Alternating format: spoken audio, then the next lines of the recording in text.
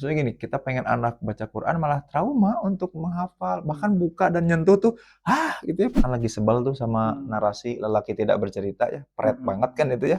Mengasuh, membersamai anak day by day dengan detail 24/7 itu bukan fungsi ayah. Kita itu, aku sering melihat orang tua kita itu nggak adil. Dalam artian gini, Assalamualaikum warahmatullahi wabarakatuh, Ayah Bunda dan penonton setia podcast Reinstall. Kembali lagi bersama kami di episode kedua. Dan kali ini kami akan membahas sebuah topik yang mungkin terdengar berat ya Ayah Bunda, tapi ternyata penting banget, yaitu tentang religious trauma, Kang. Di sini kita sudah kehadiran tamu istimewa, ya ada Kang Zain. Assalamualaikum Kang Zain. Salam Waalaikumsalam, kenal. Mahen. Sama-sama, salam kenal juga. Salam Iya, kenal ayah bunda. Kang Zain ini secara teknis kakak tingkat saya ya, Secara teknis kakak tingkat. di UGM. Gimana tuh Jauh Kang? banget padahal, jauh Ya, banget. padahal levelnya beda ya, Kang. Kang Zen Tuh, S3, saya masih umbi-umbian. Saya masih S2, Kang. umi-umian. Mantap. Gimana tuh, Kang, pengalaman S3 di UGM? Susah nggak, Wah, Kang? luar biasa. Jadi, ya yang namanya belajar ya, ayah bunda sekalian tuh pasti susah dan payah. Hmm, Tapi yang terpenting tuh gimana cara nyari hikmahnya kan gitu ya. oke.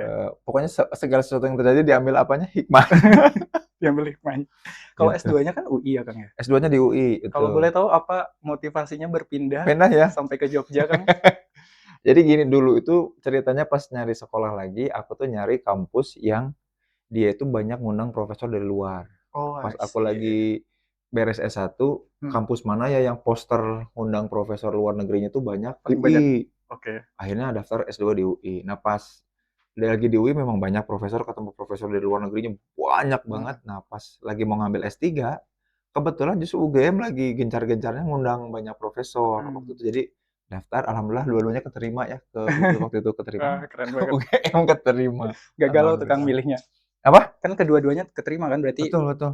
UI keterima, Iya, waktu UGM itu keterima. S3 UI keterima, cuman, kayaknya yang belum pernah nyobain. Hmm, Waktu itu karena UI itu terlalu kuantitatif buat aku ya, jadi oh, I ngitung see. angka, eksperimen, jadinya, oh aku dapetin banyak hal, tapi kayaknya aku pengen coba metodologi atau perspektif lain supaya makin kaya gitu ya, makanya pindah ke UGM dan ternyata UGM. kualitatif banget sama Prof. Mhm. Kuncoro, Prof. Subandi kan Iya, kualitatif abis kan. Nah, makanya belajar di oke. situ luar biasa Berarti di sama-sama anak kualitatif juga ya anak kita ya, Kang? kualitatif ya. Saya juga Tapi kuali. tapi kuanti bisa, Oh, kualitatif saya kuanti malah nggak oke. bisa. Mungkin nanti perlu belajar ya ke Kang Zen ya. Betul, mengangkakan Mhm, sesuatu. mhm. Kalau sekarang Ya, kesibukannya berarti apa aja, Kang? Saya lihat kesibukan di IG mhm, ini ya, rame ya, Kang, nulis betul. buku, terus ngisi Iya kelas. iya. Apa aja tuh, Kang?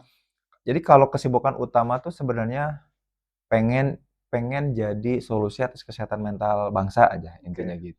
Mhm, Nah, concern-nya sekarang itu ke bapak-bapak sebetulnya, ke para ayah, para suami, supaya pada mau cerita. Kan lagi sebel tuh sama mmm, narasi lelaki tidak bercerita ya, pret mhm, banget kan itu ya. mhm, Padahal kan sebetulnya setiap manusia tuh butuh untuk mengekspresikan pikiran, perasaan, pendapat, mhm, eee, keinginan, tantangan, hambatan itu kan perlu di-share-kan. mhm. Nah, itu concern utama tuh ke situ. Nah, lewat apa? Bisa jadi ngajar, bikin kelas, diundang di banyak tempat jadi pembicara. Jadi sibuknya ke arah concern itu, Mhm. gitu.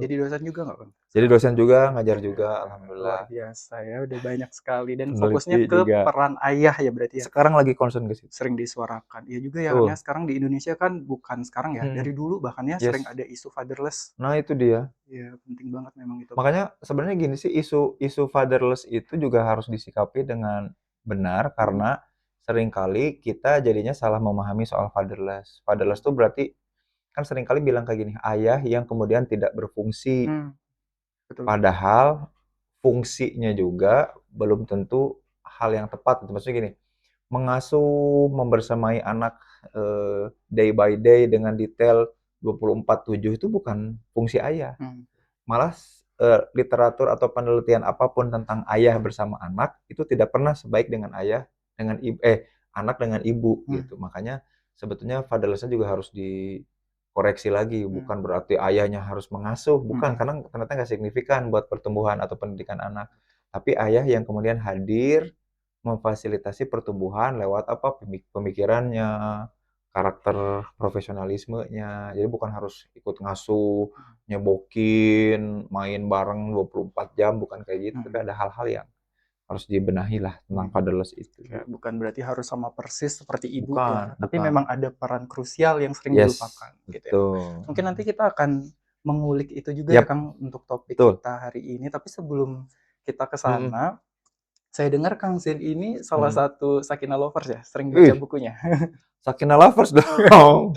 Kalau boleh tahu, bisa di-share nggak Kang top Ya, 3 buku favorit Kang Zin dari Sakinah? kalau kalau buat aku sih yang paling berkesan Mhm, itu YMM ya, yang Maha Menciptakan. oke. Karena anak itu kan belajar dari bukan cuma anak, orang dewasa juga ya. Kita akan mudah penasaran dan muncul antusiasme curiosity itu kalau kita melihat sesuatu yang mengagumkan atau menakutkan, sangat gitu ya. Mhm, Istilah filosofinya namanya tremendum sama fascinosum. Jadi kalau fascinosum tuh wah mengagumkan banget.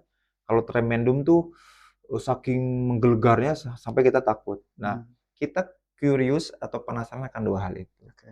Nah, maka ketika ketemu fenomena-fenomena itu, buku itu enak Mmm, membuat kita berinteraksi sama anak lewat si buku itu. Nah, YMM itu yang Maha Menciptakan. Itu yang favorit aku yang nomor satu tuh. Karena ngajarin kita untuk bisa memfasilitasi anak ketika ada di fase fascinosum sama tremendum. Ketika dia sedang kagum sama sesuatu, kok bisa ya kayak gini? Keren banget nih. Apa nih Bombardiro Krokodilo gitu ya. Ada tung tung tung. Nah, sampai kayak gitu kan apaan tuh kan? yang AI itu ya Kang? Oh, jadi mereka tertarik untuk nah, ketertarikan itu terutama tentang alam semesta kan, diajak untuk mengenal, oh Allah lah yang Maha Menciptakan. Nah, buku itu asik buat Mmm, diskusi awal mengenalkan, keberadaan Tuhan, adanya Allah, enak. YMM tuh yang oke. pertama. Berarti orang tuanya juga ikut belajar Orang ya. tuanya juga pasti ikut Itu belajar. ranking satunya. Kalau Ranking 1. 2, 3-nya ada nggak Kang? Yang 2 itu yang menurut aku bagus banget cara Mhm, penulisannya. Jadi, eee, kalau nggak salah yang nulisnya Fufu nih ya. mhm. Fufu tuh kalau nulis tuh, apa ya, puitis-puitis gitulah. Cuman kadang puitis-puitisnya, kok kayak gini ya puitisnya kayak puitis-puitisan gitu. Nah, kalau di buku ini kayaknya agak dalam, mungkin pengalaman pribadi penulis, Iya bisa jadi ya Kang ya. Heeh.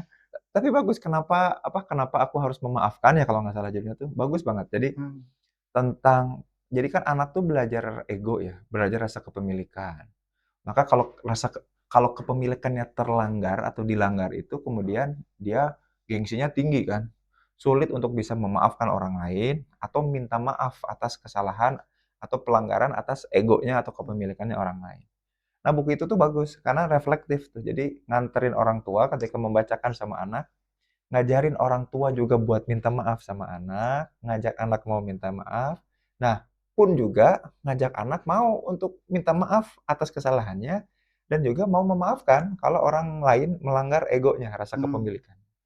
Nah, di fase di mana anak tuh lagi tinggi-tingginya tadi ya, punya rasa kepemilikan tuh, si egosentrisme itu. Nah, buku itu tuh enak buat menjembatani komunikasi. Boleh loh kita minta maaf dan baik loh untuk minta maaf dan disajikannya dengan enak, puitis, ilustrasinya juga bagus. mmm, Kenapa aku perlu memaafkan oke. gitu. Yang kedua. Selain itu ada Kang yang ketiga? Yang ketiga yang menarik nih ya, yang ketiga ini karena eh kisah di baliknya mungkin jangan dikasih tahu ya. Nggak apa-apa.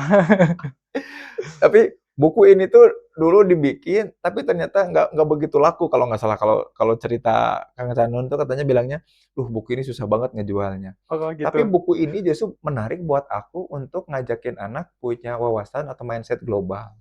Untuk ngajak anak untuk kabur dulu aja, ngelihat dunia luar, membandingkan seperti apa dengan Mmm, luar negeri. Karena kan hadisnya sahih ya, jadi Rasul tuh pernah cerita kayak gini, kalaupun kita mau berpayah-payah berjalan-jalan, safar atau berwisata ya keluar rumah, itu usahakan ketiga tempat ini. Jadi kalaupun mau berpayah-payah, bersusah payah, usahakan ketiga tempat ini. Nah, tiga tempat ini ada apa aja? Masjidil Haram ke Mekah, Masjid Nabawi di Madinah, sama satu lagi Masjidil Aqsa di Palestina. mmm, Nah, tiga tempat ini tuh jadi tiga tempat yang memang buat seorang muslim, dia perlu kita tuh berpayah-payah, bersusah payah, serius nabung lah, apalah, ngapain, pokoknya harus coba berangkat ke sana. Nah, itu bagus tuh diterjemahkan dalam satu buku anak ya, board book, terus dijelaskan kenapa penting ke sana, di buku Tiga Tanah Suci itu. mmm, Jadi walaupun ya kan barangkali kita kan zaman sekarang tuh kan seneng banget staycation, healing gitu ya, orang pengen ke pantai, ke laut. Nah, cuman ternyata kan kalau buat muslim, nah itu diingetin juga di situ, kalau buat muslimah sebagai seorang ayah juga, sebagai seorang suami, kalau pengen ngajak anak, tempat mana yang kemudian kita harus upayakan dan seriusin untuk tuju, ada pilihan 3 tanah suci. Nah, setelah itu bebas lah mau ke Turki, mau ke apa namanya, Dubai, Mhm. Zimbabwe, Mozambik, Burundi, bebas setelah itu ya. Asal 3 tempat itu yang dituju pertama kali. Nah, 3 tanah suci itu ngasih experience itu. Oh, iya juga ya, aku perlu mengupayakan nih ngajak keluarga untuk ke arah sana, ke sana, gitu. Luar biasa ya Kang ya. Ternyata Mhm. dengan membacakan buku anak justru orang tua juga ikut Iya, belajar ya, betul dapat betul. pembelajaran yang sangat bermakna sekali. Kak, soalnya gini, Mas Mahen ya, karena gini ya, kita itu aku sering melihat orang tua kita itu nggak Mhm, adil. Dalam artian gini, kita itu sebagai orang tua punya ekspektasi dan harapan terhadap anak, dan itu bagus, bagus banget. mhm, Kita punya ekspektasi dan harapan ke anak itu bagus. Yang nggak adilnya apa coba? Hal-hal yang kita tidak mampu lakukan, kenapa disematkan ke anak? Jadi gini, punya harapan supaya anak pintar, bagus. mhm, Tapi punya harapan supaya anak pinter bahasa Arab, misalkan ya, padahal kita nggak bisa sama sekali suka nge-skip bahasa Arab, ya jangan lakukan itu ke anak dong, adil, betul ya? mhm, Pengen anak jago atau pintar matematika, ya kalau kitanya ternyata nggak suka, ya jangan paksa anak untuk bisa gitu. Nah, mhm, nah itu harapannya bagus, ekspektasinya bagus, tapi perilaku ketidakadilannya nggak bagus. Pengen anak hafal Quran, ya mestinya dimulai dari kita sebagai orang tua yang ngasih contoh. Nah, mhm, termasuk juga mungkin fenomena yang sering banget mulai diangkat sama Sakinah ya kemarin mungkin karena ngelihat banyak apa seliweran fenomena di seputar orang tua. Jadi mereka tuh pengen anaknya soleh ya, mengenal Allah bener-bener karena orang tuanya lagi proses hijrah nih. mhm, Biasanya kalau orang tua lagi proses hijrah, salah satu dogma atau satu wacananya kayak gini, "Yuk ibadahnya harus benar karena usia kita belum tentu tahu seberapa panjang. Maka ibadahnya nggak boleh salah, jangan buang-buang waktu kita, yuk cari ibadah yang paling benar." mhm, Maka dengan itu harus ngebenerin semua cara beribadah dan lain-lain, nah akhirnya memaksa diri melakukannya, pun juga ternyata memaksa anak.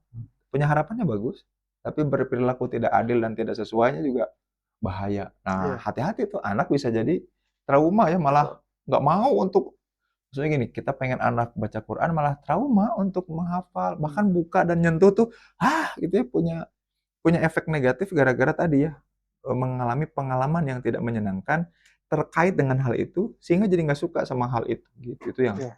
Ya itu penting itu. banget ya Kang, karena setelah kami Mhm, riset kemarin ternyata dampaknya penting betul dan betul. sangat krusial ya Kang ya Yap, untuk, apa yang terjadi di masa kecil iya iya, seseorang gitu ya, betul misalnya betul. mendapatkan pengalaman yang kurang baik Mhm dalam belajar mhm agama seperti yang Kang mhm, Zen tadi katakan, betul, itu ternyata berpengaruh ke mhm, usia dewasanya yap. gitu. Religious trauma itu sebenarnya apa Kang? Sebenarnya kalau kalau religius trauma sendiri itu sebenarnya bukan satu istilah yang ilmiah ya. Ada mekanisme yang membuat tubuh secara fisik itu ngambil alih psikologis kita. Jadi